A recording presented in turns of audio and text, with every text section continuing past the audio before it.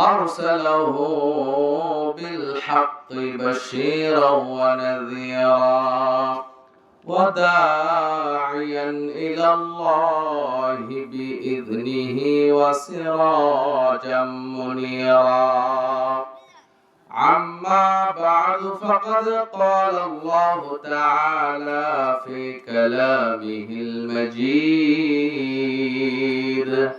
وفي فرقانه الحميد: أعوذ بالله من الشيطان الرجيم. بسم الله الرحمن الرحيم. الله لا إله إلا هو الحي القيوم لا تأخذه سنة ولا نوم. পাঠানপাড়ার ভাইরা কেমন আছেন সবাই? আমাদের ভালো রাখেন কে? মাঝে মধ্যে অসুস্থ করেন কে? সুস্থতায় অসুস্থতায় প্রশংসা কার? ঘুমের সময় প্রশংসা কার? ঘুম থেকে উঠে খাওয়ার সময়, খাওয়ার শেষে সিনেমা দেখার সময় কার? দেখেন আপনারা সিনেমা দেখেন? দেখবেন না। প্রিয় ভাইরা, যেহেতু আলোচক অনেক, এখনো অতিথি আছে, প্রধান মেহমান আছে, তাই ভূমিকা লম্বা না করে সরাসরি আমরা মহাগ্রন্থ আল কোরআনুল কারীম থেকে অল্প কিছুক্ষণ কিছু গুরুত্বপূর্ণ কথা শুনবো ইনশাআল্লাহ। আপনাদের মনোযোগ আছে তো? তাকবীর দেন, লিল্লাহি তাকবীর। এতগুলো মানুষ, এটা কোনো তাকবীর হইল? আবার লিল্লাহি তাকবীর, লিল্লাহি তাকবীর। বাস। আজকে আমরা কথা বলবো পবিত্র কুরআনুল মাজিদের সবচেয়ে বড় সূরা। বলেন তো সূরাটার নাম কি? বাকারা। মোটামুটি এই এলাকার মানুষ কোরআন হাদিস জানে, বোঝা গেল। সূরাতুল বাকারার 255 নম্বর আয়াত। আয়াতটিকে আয়াতুল কুরসি বলা হয়। কমন পড়ছে না? চিনেন না আয়াতটা? আয়াতুল কুরসি। এটা পবিত্র কুরআনের সবচেয়ে দামি আয়াত। সুবহানাল্লাহ বলেন। আচ্ছা, কুরআনুল মাজিদের আয়াত সংখ্যা কতটি বলেন তো? 6666টি। আচ্ছা, সবাই কি একমত? আচ্ছা শুনেন, আমরা সবাই জানি, শুনে আসছি আগে থেকে, কুরআনুল মাজিদের আয়াত সংখ্যা 6666টি। কোনদিন কি কেউ গুনেছেন? কেউ গুনে থাকলে হাত উঠান, যে আমি কুরআন মাজিদ নিয়ে গুনে দেখেছি 6666টা আয়াত আছে। কেউ আছেন? আচ্ছা, আমি নিজেও গুনেছি, আমি নিজে ছাত্র নিয়ে গুনেছি। এখন আমি গণনা করে যেটা পেয়েছি ওইটা বলি, বিশ্বাস করবেন তো ইনশাআল্লাহ? বিশ্বাস না হলে আজকেই বাড়িতে গিয়ে কোরআন খুলে গোনা শুরু করে দিবেন। কুরআনুল মাজিদের আয়াত 6236টি। কতটি বলেন তো?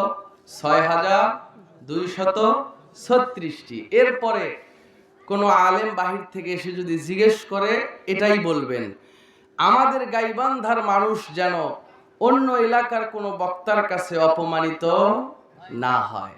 তাহলে আবার বলেন, কোরআনের আয়াত কতটি? 6236টি। 6236টি আয়াতের ভিতরে এই একটি মাত্র আয়াত, যে আয়াতকে আয়াতুল কুরসি বলা হয়, এই আয়াতটা শ্রেষ্ঠ আয়াত। সুবহানাল্লাহ বলেন। এত আয়াত থাকতে এই আয়াতটার শ্রেষ্ঠত্ব আল্লাহ সুবহানাহু ওয়া তাআলা দান করেছেন। এই আয়াতের পাওয়ার কথা জানেন?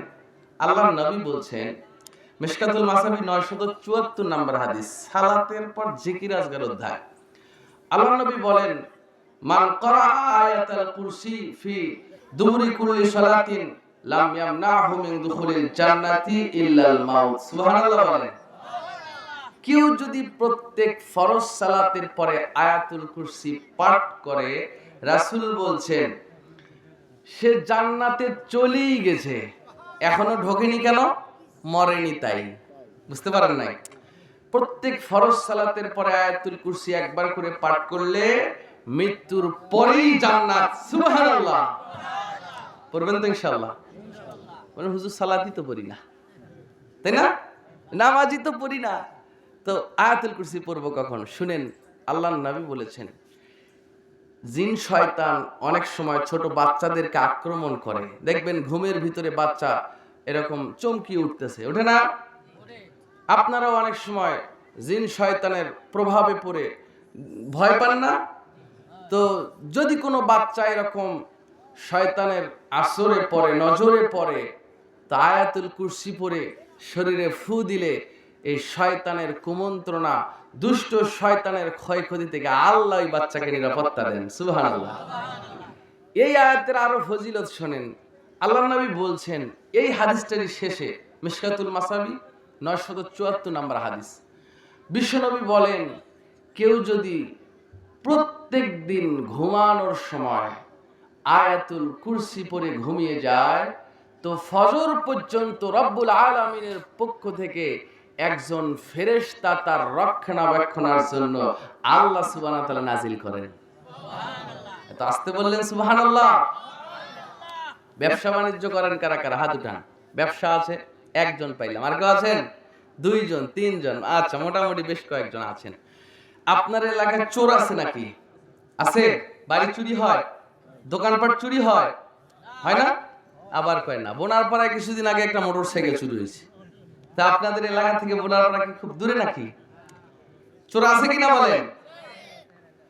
বিশ্বনবী বলেন, যারা ব্যবসা বাণিজ্য করে, যদি ব্যবসার কাজ শেষে দোকান বন্ধ করার সময় আয়াতুল কুরসি পড়ে দোকানটা বন্ধ করে দেয়, কিংবা বাড়িতে যখন রাত্রিবেলায় ঘুমায় যাবে আয়াতুল কুরসি পাঠ করে যদি দরজা বন্ধ করে ঘুমায় যায়, সারা রাত ব্যবসা বাণিজ্য, বাড়ি ঘর, সব সম্পদ রব্বুল আলামিন ফেরেশতার দ্বারা পাহারা দেন। সুবহানাল্লাহ। এজন্য আয়াতুল কুরসি মুখস্থ করার দরকার আছে না নাই? শুনেন, একটা হাদিসের গল্প বলছি আপনাদেরকে, স্পষ্ট হয়ে যাবে।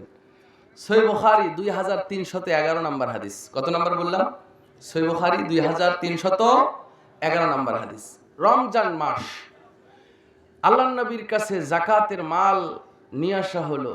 সেগুলো বিশ্বনবী একটা ঘরের মধ্যে জমা করে ওই ঘরটা পাহারা দেওয়ার দায়িত্ব দিলেন আবু হুরায়রাকে। কাকে বললাম? আমার কথা বুঝতেছেন তো? তো আবু হুরায়রা এশার সালাত পড়ে ওই যাকাতের মাল পাহারা দিচ্ছিলেন। হঠাৎ করে ওই বাইতুল মালে একজন চোর এসে তার বস্তার মধ্যে এরকম মুষ্টি করে আটা তুলে তুলে বস্তা ভরাচ্ছিল।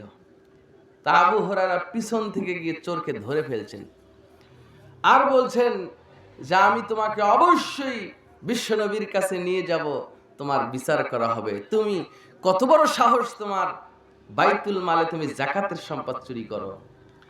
লোকটা এবার কাকুতি মিনতি শুরু করে দিল। আবু হুরায়রাকে ডাক দিয়ে বলতেছে, ভাই আবু হুরায়রা, আমি একজন গরিব মানুষ, অভাবী মানুষ, আমার টাকা নাই, পয়সা নাই, আমার পরিবার খুব অভাবী, খাদ্যর অভাব, টাকা পয়সার অভাব, আমি আমার পরিবারকে চালাতে পারি না, তাই পেটের দায়ে চুরি করতে এসেছি, আমাকে ক্ষমা করে দাও, কোনোদিন আর চুরি করতে আসবো না। আবু হুরায়রার দয়া হলো যে হয়তো বা অসহায়, এজন্য চুরি করতে আসে, চোরকে ছেড়ে দিলেন। ফজরের আজান হলো, আবু হুরায়রা এবার সালাতে চলে গেছেন। বিশ্ব নবী ডাক দিয়ে বলে, রে আবু হুরায়রা, গতকালের চোরের খবর কি বলো? আবু হুরায়রা তো অবাক হয়ে গেছে। সুবহানাল্লাহ বলবেন না? চোরের খবর বিশ্ব নবীর কাছে আগে জিবরাইল পৌঁছায় দিয়েছে। এর মানে এই না যে বিশ্ব নবী গায়েব জানতেন। বিশ্ব নবী গায়েব জানতেন না, আকীদা সাফ রাখতে হবে। জিবরাইল আলাইহিস সালাম আল্লাহর নবীকে জানিয়ে গেছেন। বিশ্ব নবী বললেন, আবু হুরায়রা, চোরের খবর কি বলো? আবু হুরায়রা বলেন, আপনি কেমনে জানেন? আল্লাহর নবী বললেন, আবু হুরায়রা, চোর ধরার পরে কি করেছো? আবু হুরায়রা বলে, ছেড়ে দিয়েছি। চোর কেন ছেড়ে দিলে? আবু হুরায়রা বলেন, চোর বড় কাকুতি মিনতি করলো, চোর অভাবী, টাকা নাই, পয়সা নাই, পেটের দায়ে চুরি করতে এসেছিল, আমার বড্ড মায়া হয়েছে, তাই ছেড়ে দিয়েছি। বিশ্বনবী বলেন, আবু হুরায়রা শোনো, চোর তোমাকে মিথ্যা কথা বলেছে, চোর আবার আসবে, সাবধানে থেকো। বিশ্বনবীর এই কথা শোনার পরে পরের দিন রাতের বেলা আবু হুরায়রা বাইতুল মালের যাকাতের মাল পাহারা দিচ্ছিলেন আর অপেক্ষায় ছিলেন। বিশ্বনবী যেহেতু বলেছে চোর আবার আসবে, আবু হুরায়রার বিশ্বাস চোর আবার আসবে। রাত যখন গভীর হলো, চোর গত দিনের মতো বস্তা নিয়ে আবার বাইতুল মালের ভিতরে ঢুকে, বাইতুল্লাহর ভিতরে ঢুকে মুষ্টি করে করে আটা তুলে ব্যাগের মধ্যে রাখতেছিল। আবু হুরায়রা পেছন থেকে গত দিনের মতো ধরে ফেললো, ডাক দিয়ে বললেন, তুমি না গতদিন আমাকে ওয়াদা দিলে আর চুরি করতে আসবে না, আজকে আবার কেন আসলে? গত দিনের মতো আবু হুরায়রার কাছে চোর আজকেও কাকুতি মিনতি শুরু করে দিল। ভাই আবু হুরায়রা, ভুল করে ফেলেছি, পেটের দায়ে পরিবারের মুখের দিকে তাকিয়ে এসেছি, তুমি আমাকে ছেড়ে দাও, তোমাকে কথা দিলাম আর কোনোদিন চুরি করব না। আবু হুরায়রার দয়া হলো, ছেড়ে দিলেন। ফজরের সালাতে গেলে বিশ্বনবী বলেন, আবু হুরায়রা চোর কোথায়? আবু হুরায়রা বললেন, আল্লাহর নবী ছেড়ে দিয়েছি। কেন ছেড়ে দিলে? চোর বড় কাকুতি মিনতি করলো, আমার কাছে ওয়াদা করেছে আর সে চুরি করবে না। আবু হুরায়রা বলে, তুমি চোর? আল্লাহর নবী বলে, আবু হুরায়রা তুমি চোরকে চিনো না, সাবধানে থেকো, চোর আবার আসবে, চোর আবার আসবে, সাবধানে থেকো। পরের দিনে এশার সালাতের পরে আবু হুরায়রা আবার দায়িত্বরত অবস্থায়, গত 2 দিনের মতো আজও চোর এসে মুষ্টি করে করে আটাগুলো বস্তায় ঢুকাচ্ছিল। পিছন থেকে আবু হুরায়রা ধরে ফেলছে, বলছে, আল্লাহর কসম, তুমি আজকে যত কথাই বলো না কেন, তোমাকে আজকে আমি ছাড়বো না, অবশ্যই তোমাকে নবীর কাছে নিয়ে যাব, তোমার বিচার করা হবে। এবার চোর প্রথমে কাকুতি মিনতি করলো, কোনো কাজ হলো না। চোর এবার বলল, রে আবু হুরায়রা, তুমি যদি আমাকে আজকে ছেড়ে দাও, তোমাকে আমি এমন কিছু বাক্য শিক্ষা দিব, এই বাক্যগুলো তুমি যদি পড়ে তুমি যদি ঘুমায়ও থাকো, তোমার এই বাইতুল মালের সম্পদগুলো পাহারা দিবেন আল্লাহর ফেরেশতারা। আবু হুরায়রা বলেন, বলো। চোর বলতে লাগলেন, পড়েন আমার সাথে, আল্লাহু লা ইলাহা ইল্লা হুয়াল হাইয়ুল কাইয়্যুম লা তাখুযুহু সিনাতুন ওয়ালা নাওম। আয়াতুল কুরসিটা শুনাইয়া দিলেন। আবু হুরায়রা এবার ফজরের অপেক্ষায়, ফজরের আযান হলো, আবু হুরায়রা মসজিদে চলে গেলেন। বিশ্ব নবী ডাক দিয়ে বলে, আবু হুরায়রা, চোরের খবর কি বলো? আবু হুরায়রা বলে, নবী, চোর তো এসেছিল। চোর কোথায়? বলে, চোর তো ছেড়ে দিয়েছি। কেন ছেড়ে দিলে? আল্লাহর নবী, চোর আমাকে এই কথা বলেছে, আয়াতুল কুরসিটা শিখিয়ে দিয়েছে, আয়াতুল কুরসি পাঠ করলে নাকি আল্লাহর ফেরেশতারা সম্পদ পাহারা দেয়। বিশ্বনবী বলেন, আবু হুরায়রা, চোর যদিও মিথ্যুক কিন্তু সত্য কথাই বলেছে। কেউ যদি দৈনন্দিন ঘুমানোর আগ দিয়া আয়াতুল কুরসি পাঠ করে ঘুমায়া যায়, সারা রাত আল্লাহর ফেরেশতারা ওই সম্পদ পাহারা দিবে। সুবহানাল্লাহ বলেন। আল্লাহর নবী বললেন, আবু হুরায়রা, গত 3 দিন থেকে তুমি যে চোরকে তাড়া করলে, তুমি কি চেনো এই চোরটা কে ছিল? আবু হুরায়রা বললেন, লা ইয়া রাসূলুল্লাহ, আমি জানি না। বিশ্বনবী বললেন, ও ছিল শয়তান। কে ছিল? শয়তান। তো শয়তান কিন্তু খুব জ্ঞানী ছিলেন। শয়তান সম্পর্কে আপনারা কতটুকু জানেন আমি জানি না। শয়তান এক সময় ফেরেশতাদের সাথে থাকতো। সে আল্লাহর একটা আদেশ অমান্য করার কারণে শয়তান হয়ে গেছে, মানে দুষ্ট হয়ে জাহান্নামী হয়ে গেছে। সে কি অমান্য করেছিল? আল্লাহর কথাকে অমান্য করে আদমকে সিজদা করে নাই। একটাই তার অপরাধ। আল্লাহ দিন রাতে আমাদের উপর কয় ওয়াক্ত সালাত ফরজ করেছে জানেন না মনে হয় আপনারা? জোরে কোন, কত ওয়াক্ত? আর আস্তে কোন, কত ওয়াক্ত? 5 ওয়াক্ত সালাত দিন রাতে ফরজ করেছেন। বিশ্বনবী বলেন, খামসু সালাওয়াতিন ইফতারাদাহুন্নাল্লাহু তাআলা, মহান আল্লাহ উম্মতের উপরে দিন রাতে 5 ওয়াক্ত সালাত ফরজ করেছে। মান আহসানা উদুয়াহুন্না ওয়া সাল্লাহুন্না লিওয়াক্তিহিন্না, কেউ যদি সময় মতো সুন্দর করে ওযু করে মসজিদে গিয়া 5 ওয়াক্ত সালাত আদায় করে, ওয়া তাম্মা রুকুআহুন্না ওয়া খুশুআহুন্না, সালাতের ভিতরে রুকু পরিপূর্ণভাবে আদায় করে আর সালাতটা বিনয়ের সাথে পড়ে। সালাতের মধ্যে রুকু সঠিকভাবে দেওয়ার দরকার আছে না নাই? অনেক লোক আছে রুকু থেকে দাঁড়ায়া সোজা না হতে সিজদায় চলে যায়, আছে না নাই? এমনটা করবেন না। বিশ্বনবী বললেন, সাহাবীরা তোমরা কি জানো সবচাইতে বড় চোর কে? বিশ্বনবী বললেন, সবচাইতে বড় চোর নামাজ চোর।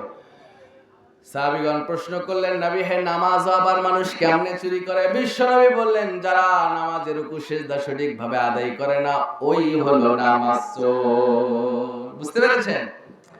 এজন্য বিশ্বনবী বলেন, ওয়া আতাম্মা রুকুআহুন্না ওয়া খুশুআহুন্না, কেউ যদি আজান হলে সুন্দর করে ওযু বানায়া মসজিদে গিয়া সময় মতো সালাত আদায় করে, সালাতের রুকুটা সঠিকভাবে আদায় করে আর বিনয়ের সাথে আল্লাহ ভীতি নিয়ে ধীরস্থির ভাবে সালাত পড়ে, বিশ্বনবী বলেন, কানা লাহু আলাল্লাহি আহাদুন, তার ব্যাপারে আল্লাহর একটা ওয়াদা আছে। আল্লাহর ওয়াদাটা হলো আইয়াগফির লাহু, তার জীবনের সব গুনাহ আল্লাহ মাফ করে দিবে। সুবহানাল্লাহ বলেন, সব গুনাহ মাফ। এই হাদিসটা সুনান নাসাইতে এসেছে 462 নম্বর হাদিস।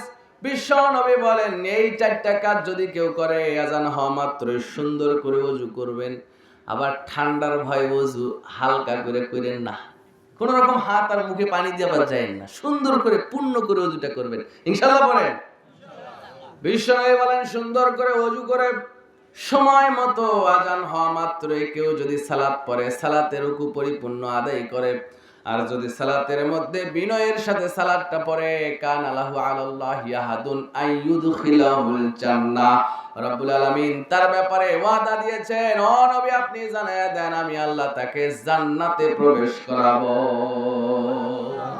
সুবহানাল্লাহ। কে বলেছেন? মুহাম্মদ সাল্লাল্লাহু। এজন্য সময় মতো সালাত পড়ার দরকার আছে না নাই? কি করতে চাচ্ছেন? পুরো দেই, আমার কিছু কথা আছে। আচ্ছা ঠিক আছে, বাস আর আসবেন না, বক্তৃতা চলাকালীন আসবেন না। তাহলে সময় মতো সালাত পড়বেন তো ইনশাআল্লাহ? ওয়াদা দেন, বলেন আল্লাহ আমরা আজান হওয়া মাত্রই সব কাজকর্ম ফেলে সালাত পড়ব ইনশাআল্লাহ। আল্লাহ সেই তৌফিক দেন, পড়েন আমিন। আমরা বলছিলাম আয়াতুল কুরসির পাওয়ার কত।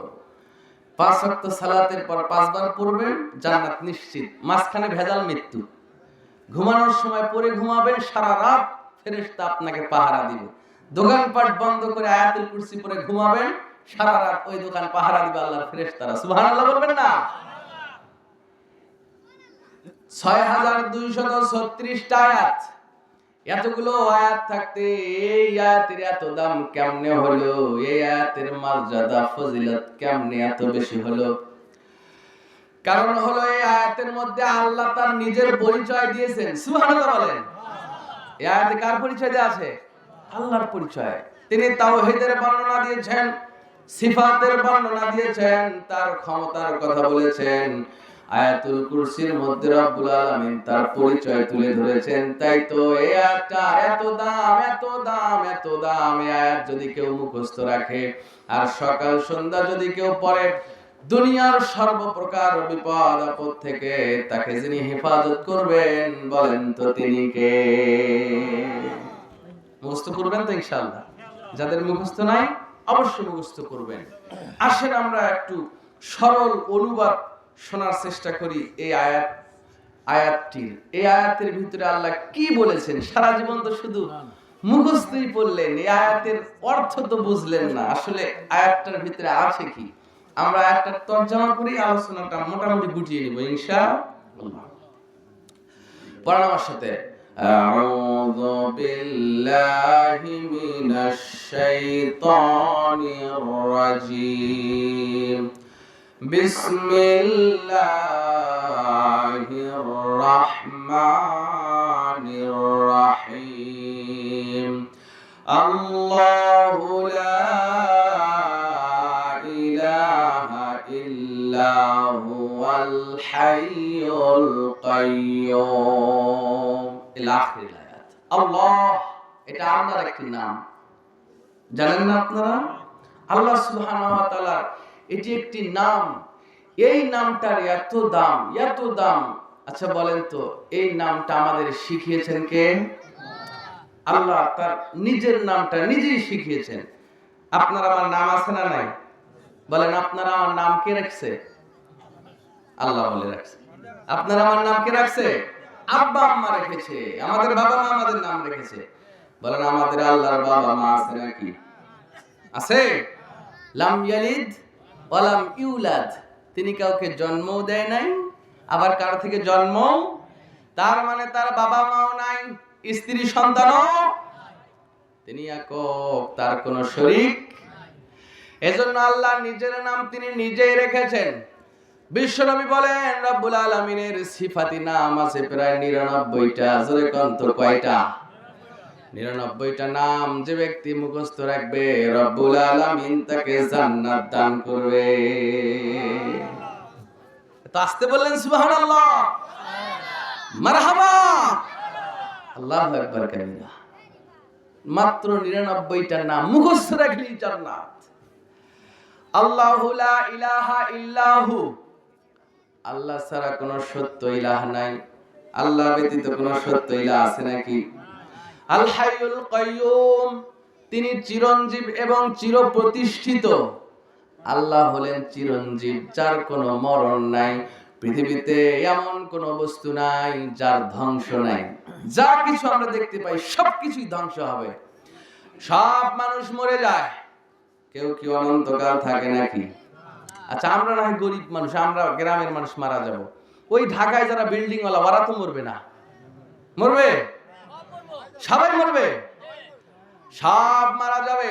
আচ্ছা, মানুষ না হয় দুর্বল, মানুষ মারা গেল, জিনেরাও কি মারা যাবে? জিনেরাও মরবে। আচ্ছা, আল্লাহর ফেরেশতারা তো জিনদের থেকেও ক্ষমতাবান, ফেরেশতারা তো নিশ্চয়ই বেঁচে থাকবে। রব্বুল আলামিন বলেন, কুল্লু মান আলাইহা ফানিউ ওয়া ইয়াবকা ওয়াজহু রাব্বিকা যুল জালালি ওয়াল ইকরাম ফাবিআইয়ি আলাই রাব্বিকুমা তুকাযযিবান। কুল্লু মান আলাইহা ফান, পৃথিবীতে যা কিছু আছে সবকিছুই ধ্বংসশীল, একমাত্র আল্লাহ ছাড়া। কে ছাড়া? আবার রব্বুল আলামিন বলেন, কুল্লু শাইইন হালিকুন ইল্লা ওয়াজহাহু লাহুল হুকমু ওয়া ইলাইহি তুরজাউন। পৃথিবীতে তোমরা যা কিছু দেখতে পাও সবকিছুই ধ্বংস হয়ে যাবে, ইল্লা ওয়াজহাহু, একমাত্র আল্লাহ ছাড়া। তার মানে একমাত্র চিরঞ্জীব, যার কোনো মরণ নাই, তিনি কে? ইসরাফিল আলাইহিস সালাম সিংহা একটা হাতে নিয়ে দাঁড়ায় আছে আল্লাহর অনুমতির অপেক্ষায়। রব্বুল আলামিন যখনই গ্রিন সিগন্যাল দিবেন, সিংহায় ফুৎকার দিয়ে দিবে, দুনিয়াটা ওলটপালট হয়ে যাবে, সব বিল্ডিং গুলো ধসে পড়বে। ভূমিকম্প হইল না কয়েকদিন আগে? ভূমিকম্পে ঢাকায় বিল্ডিং ভাঙে নাই? ঘন ঘন ভূমিকম্প হচ্ছে কিনা? এমন জোরে জোরে ঝাঁকুনি দিবে, সব বিল্ডিং শেষ, বড় বড় পাহাড়গুলো শেষ, সব অট্টালিকা শেষ হয়ে যাবে। মানুষজন দিক বিদিক ছুটতে থাকবে। ভূমিকম্প হলে ভয় আছে না নাই? মানুষগণ সব দিক বিদিক ছুটতে থাকবে। বাবা ছেলের কথা মনে রাখবে না, ছেলে বাবার কথা মনে রাখবে না। মানুষ এতটাই দুর্বল, এখানে যদি একটা সাপ বেরোয়, সাপ থাকবেন না, দৌড় মারবেন? আরে সবার আগে উঠে আপনারা দৌড় মারবেন, হুজুর মরুক আর বাসুক, ঠিক কিনা বলেন? আমরা এতটাই দুর্বল। পৃথিবী যখন কাঁপুনি দিবে, ভূমিকম্প যখন শুরু হয়ে যাবে, সবাই উঠে দৌড় দিবে, সবাই পালানো শুরু করবে। সবার চিন্তায় একটাই, আজকে দুনিয়ার কি হলো? সূর্যটা পশ্চিম দিকে উঠবে, ইসরাফিল আলাইহিস সালাম সিংহায় আর একটা ফুৎকার দিবে। এক ফুৎকার দেওয়ার সাথে সাথে পৃথিবীতে যত জীব ছিল, মানুষ, জিন, ফেরেশতা, সবকিছু মরে একেবারে শেষ হয়ে যাবে, ইল্লা ওয়াজহাহু, একজন ছাড়া। চিল্লায়ে বলেন, তিনি কে? আল্লাহ। এজন্যই তিনি আল হাইয়ু, তিনি চিরঞ্জীব, তার কোনো মরণ নেই। আর আমরা সবাই মৃত্যুশীল, ঠিক কিনা বলেন? যার জীবন আছে তার মৃত্যু আছে।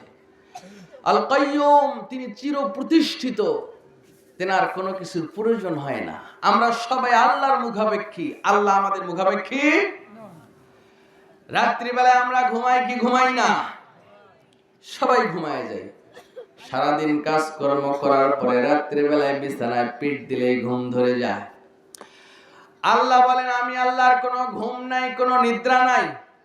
লা তাখুযুহু সিনাতু ওয়ালা নাওম, তাকে কোনো তন্দ্রা নিদ্রা স্পর্শ করতে পারে না। তিনি ঘুমান না, ঘুম তো দূরের কথা, ঘুমের ভাব পর্যন্ত তার আসে না। সুবহানাল্লাহ বলেন। এটা তার পাওয়ার, ক্ষমতা। তিনি সব পৃথিবীর সব কিছু পরিচালনা করেন। আসমানের সূর্য সকালবেলা উঠে কি উঠে না? প্রত্যেকদিন সকালবেলা পূর্ব আকাশে সূর্য ওঠে, পশ্চিম আকাশে অস্ত যায়। রাত্রির বেলায় চাঁদ ঝলমল করে, তারকারাজি আছে না নাই? সুন্দর লাগে না? এটা কিন্তু আল্লাহ সৌন্দর্যের জন্য রাত্রিবেলা আকাশটা এত সুন্দর তারকারাজি দিয়ে সাজিয়েছে। আল্লাহু আকবার। সব কিছু পরিচালনা করেন কে? তো এত কিছু পরিচালনা করেন। আপনারা ওই জমিতে, এখন তো আপনারা ওই যে বীজ জমিতে লাগাচ্ছেন, তাই না? ওইটা বড় হলে আবার ধান হিসেবে লাগাবেন। আপনি একটা ধানের বীজ ছিটিয়ে দিয়ে আসছেন, ওইটা থেকে ধানের গাছ বের করে দেন কে? আবার ওই একটা চারাকে 60টা গাছে রূপান্তরিত করেন কে? ওই 60টা গাছ থেকে 700 দানা দেন কে? তো এত কিছু যে আল্লাহ করেন, আল্লাহর ক্লান্তি আসে না? তার ঘুমের প্রয়োজন হয় না? তার তন্দ্রা লাগে না? তিনি ক্লান্ত হন না।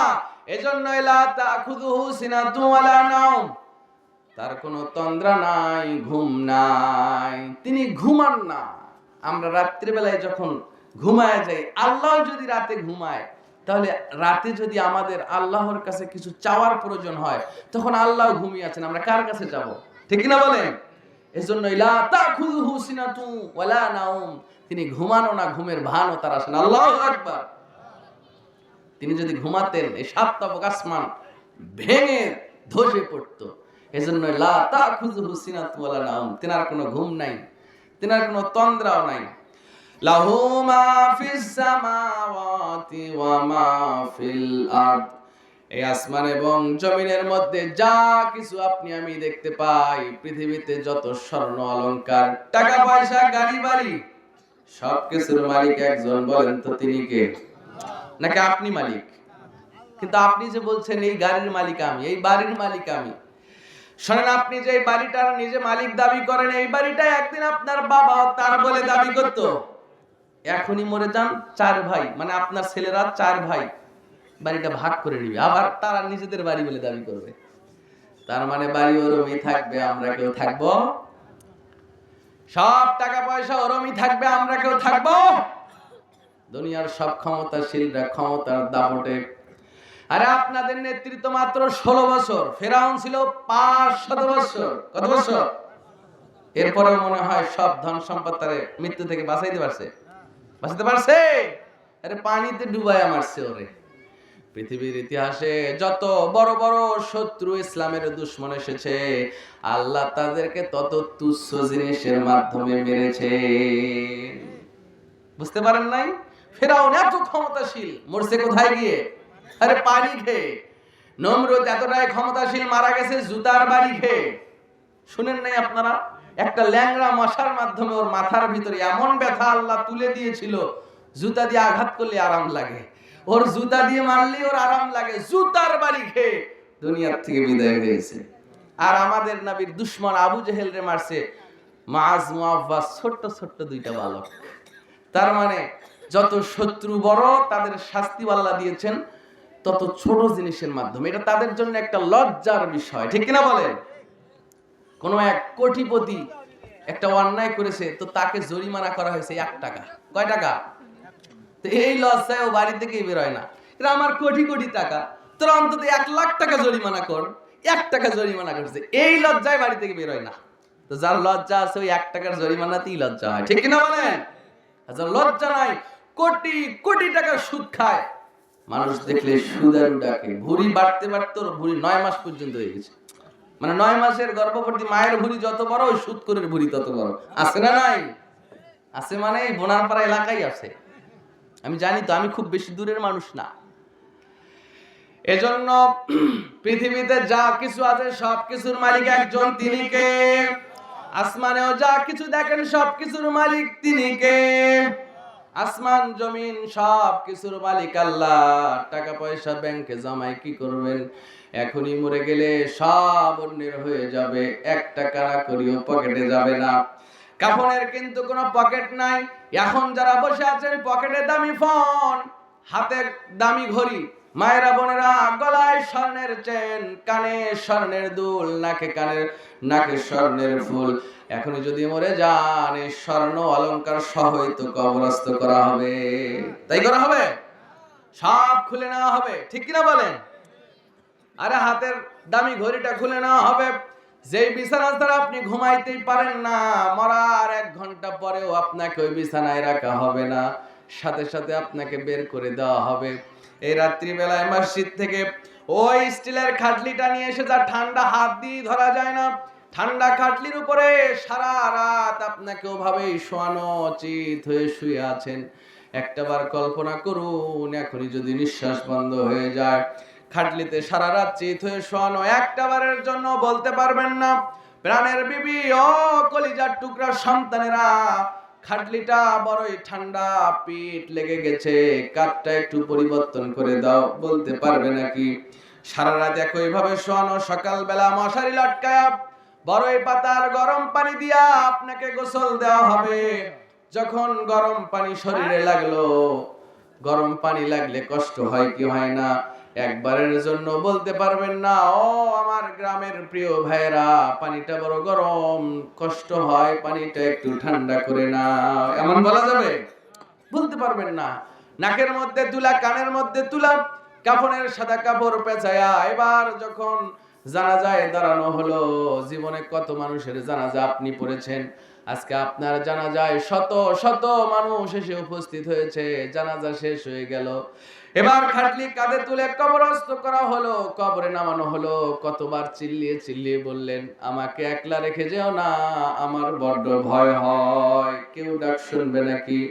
1 ঘন্টাও থাকবে না, 1 ঘন্টা তো দূরের কথা, কবরস্থ হয়ে গেলে 1টা মিনিটের জন্য কেউ কবরের পাশে দাঁড়াবে না, একা একা কবরের ফেরেশতাদের মোকাবেলা করতে হবে।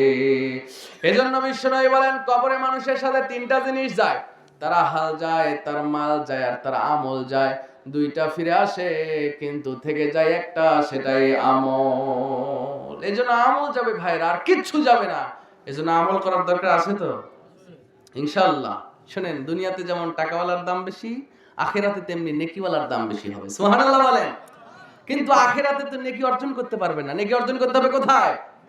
এজন্য বিশ্বনবী বলেন, কেউ যদি আল্লাহর রাস্তায় একটা খেজুর দেয়, আল্লাহ সেটা ডান হাতে গ্রহণ করেন, সুবহানাল্লাহ, ডান হাতে গ্রহণ করেন, এবং আল্লাহ ওই একটা খেজুর দানের সব নিজের কাছে লালন পালন করতে করতে কিয়ামতের দিন পাহাড়ের রূপ নিয়ে দিয়ে দিবেন, সুবহানাল্লাহ।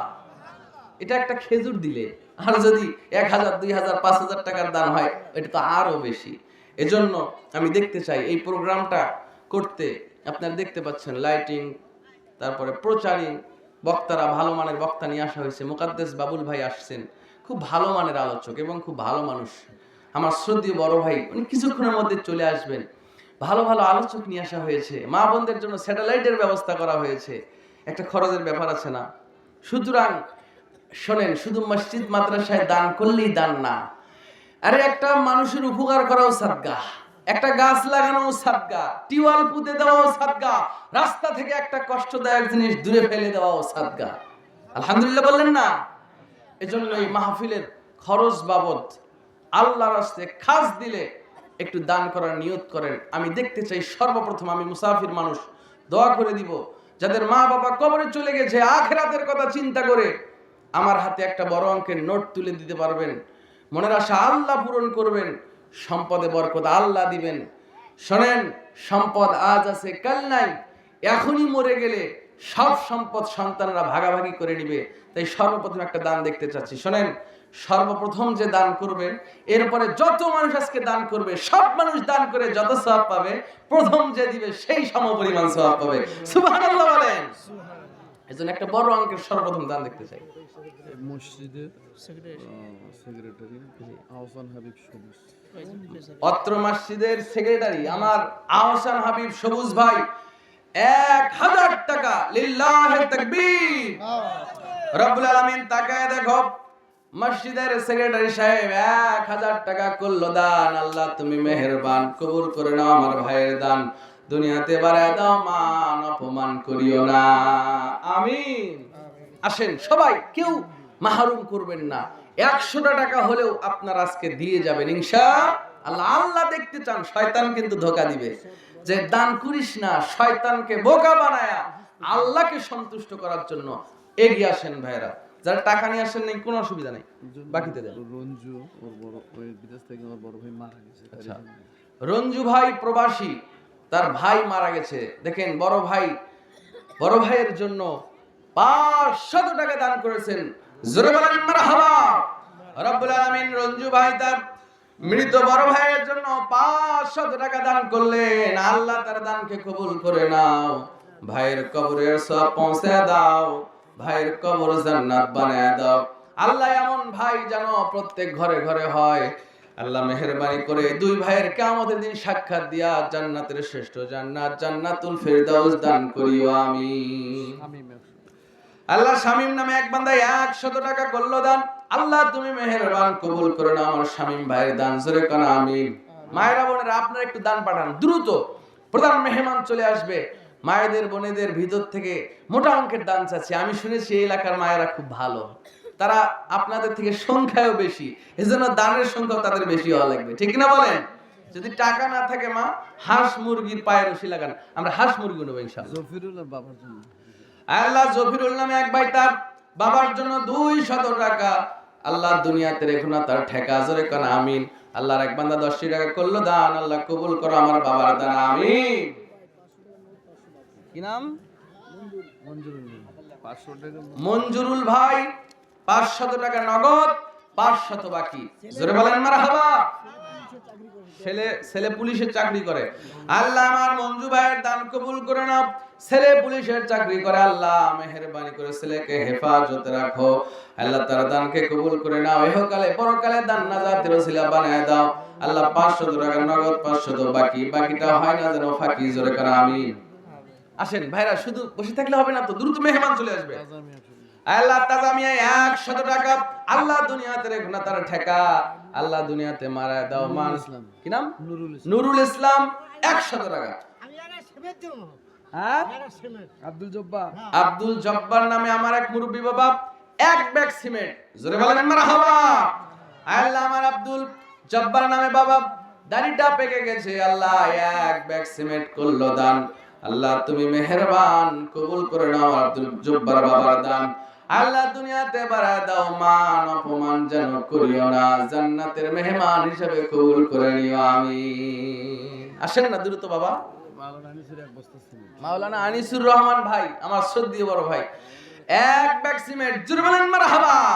আল্লাহ আমার আনিসুর ভাইয়ের দান কবুল ও মঞ্জুর করে নাও, যে উদ্দেশ্যে দান করো উদ্দেশ্য পূরণ করো, দুনিয়াতে মান সম্মান বাড়ায় দাও, আল্লাহ পরিবারে শান্তি দান করো, আব্বা আম্মার উপর রহম করো, দুনিয়ার সর্বপ্রকার বালা মুসিবত থেকে হেফাজত করো আমিন। দেন না বাবা, পকেটে একটু হাত দেন না, যা আছে পকেটে দেন আল্লাহর রাস্তায়, মেহেরবানি করে আল্লাহকে সন্তুষ্ট করার জন্য। হতে পারে আজকের রাতটা আপনার জন্য নাজাতের ওসিলা। কি নাম ভাইয়ের? লিল্লাহি তাকবীর।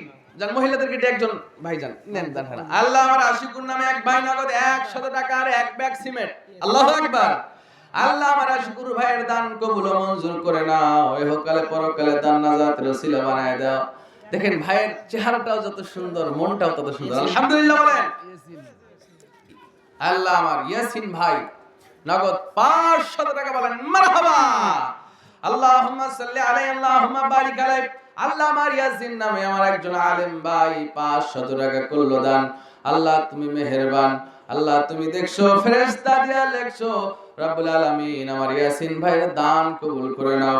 আল্লাহ যে উদ্দেশ্যে দান করো উদ্দেশ্য পূরণ করো, আল্লাহ জানে মালে বরকত দাও, সম্পদে বরকত দাও, আল্লাহ আব্বা আম্মা কবরে থাকলে কবর জান্নাত বানাও আমিন। বুরুঙ্গি থেকে আপেল ভাই 100 টাকা, আল্লাহুম্মা সাল্লি আলাইহি আল্লাহুম্মা বারিক আলাইহি। আল্লাহ দুইজন বান্দা 50 করে 100 টাকা করলো দান, আল্লাহ তুমি মেহেরবান কবুল করে নাও ভাইয়ের দান আমিন। আকবর ভাই, কোন ভাই আপনি? মাশাআল্লাহ মাশাআল্লাহ। আকবর ভাই 100 টাকা নগদ, এবং বোনের জন্য 2 ব্যাগ সিমেন্ট। জোরে বলেন মারহাবা, লিল্লাহি তাকবীর। রব্বুল আলামিন আরশে মহল্লা থেকে তাকায় দেখো তোমার বান্দা আল্লাহ 2 ব্যাগ সিমেন্ট আর 100 টাকা দান করে বোনের জন্য দোয়া চায়। মেহেরবানি করে আল্লাহ, জানি না বোন দুনিয়ায় না কবরে আছে, দুনিয়ায় থাকলে হায়াত বাড়ায় দাও, কবরে থাকলে কবরে জান্নাত বানায় দাও। আমিন। কি ব্যাপার, এই এলাকার মা বোনরা টাকা নাই নাকি? বাবু বিদেশ থেকে 2 বস্তা সিমেন্ট। আচ্ছা, বিদেশ থেকে প্রবাসী বাবু ভাই 2 ব্যাগ সিমেন্ট। জোরে বলেন মারহাবা। আল্লাহ আমার বাবু ভাইয়ের দান কবুল করে নাও। আল্লাহ প্রবাসী মানুষ প্রবাস জীবনে শান্তিতে রাখো, সুস্থভাবে দেশে ফিরিয়ে নিও, মনের আশা আকাঙ্ক্ষা পূর্ণ করিও। জোরে বলেন আমিন। মায়েরা বোনেরা, আপনাদের কাছে টাকা পয়সা নাই নাকি? মায়েদের ভিতর থেকে এখনো দান পাইলাম না। দেখি বরকতময়ী কোন মা আছে সর্বপ্রথম একটা দান পাঠাইতে পারে। বলছি আবার মা, টাকা পয়সা না থাকলে হাঁস মুরগির পায়ে রশি লাগান, হাঁসের ডিম, মুরগির ডিম, ব্রয়লারের ডিম ফ্রিজে থাকলে তাও পাঠাইতে পারেন, তাও নিব ইনশাআল্লাহ। এলবর 100 টাকা এক বস্তা সিমেন্ট। কি নাম? এলবর। এলবর নামে এক ভাই 100 টাকা বলেন মারহাবা, এবং 1 ব্যাগ সিমেন্ট। লিল্লাহি তাকবীর। আল্লাহ আমার এলবর ভাইয়ের দান কবুল করে নাও। সাগর নামে এক বাবা 100 টাকা। আল্লাহুম্মা সাল্লি আলাইহি, আল্লাহুম্মা বারিক আলাইহি। আল্লাহ দান কবুল করে, হকালে পরকালে দান নাজাতের উসিলা বানায় দাও। আল্লাহ মেহেরবানি করে যারা দান করলেন আর করতেছেন, লোকমান 500 টাকা দাদা দাদি অসুস্থ তো। আচ্ছা, লোকমান ভাই তার অসুস্থ দাদা দাদির জন্য 500 টাকা বলেন মারহাবা। বিশ্বনবী বলেন সাদাকাতু তারুদ্দুল বালা, দান সাদকা বিপদ দূর হবে, অসুস্থতা থেকে maaf করবেন কে? আল্লাহ আমার ভাই 500 টাকা দিয়ে দাদা দাদির জন্য দোয়া চায়, দাদা দাদিকে সুস্থতা দান করে দাও। আল্লাহ দান